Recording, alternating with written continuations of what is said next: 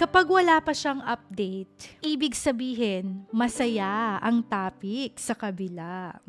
Di ko naman nilalahat pero baka lang. What if lang naman? Hindi pa pala tapos ang good morning, kwento, tawanan pa fall na package nila. Yung good morning niyang sa'yo dati, napunta na sa ibang chat.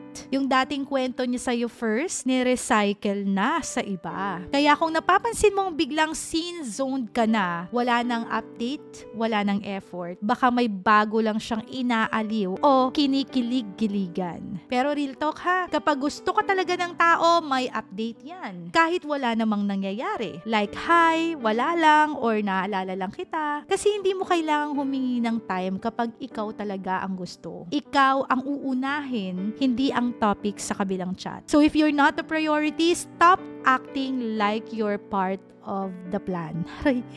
Sakit naman nun, di ba? If you're not the priority, stop acting like you're part of the plan. Tama nga naman, Tita Kim, di ba? Kung talagang ikaw ang mahal, dapat ikaw ang priority. At alam niyo, nangyayari talaga to. Yung dati, ikaw yung good morning, nasa'yo yung good night, kumain ka na ba, anong ginagawa mo dyan? Ngayon, wala na. Hindi dahil na wala yung good morning, kundi napunta na sa ibang chat box. Di ba?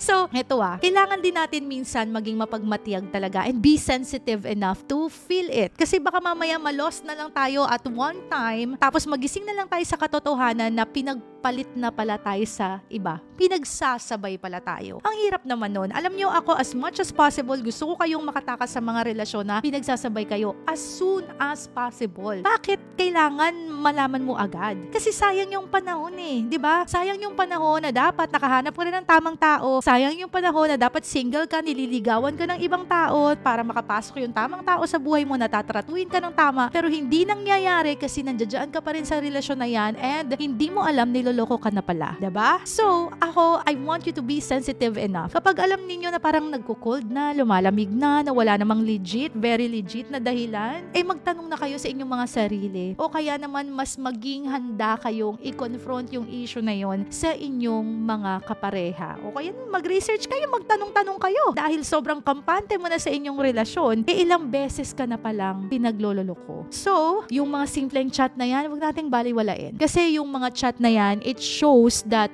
a person loves you and you're part of his priorities. So, kung wala yan sa iyo at hindi yan na ibibigay sa iyo, baka na ibibigay na sa ibang tao. Ito ay, guess ko lang naman what if lang naman. Hindi naman tayo masyadong sure.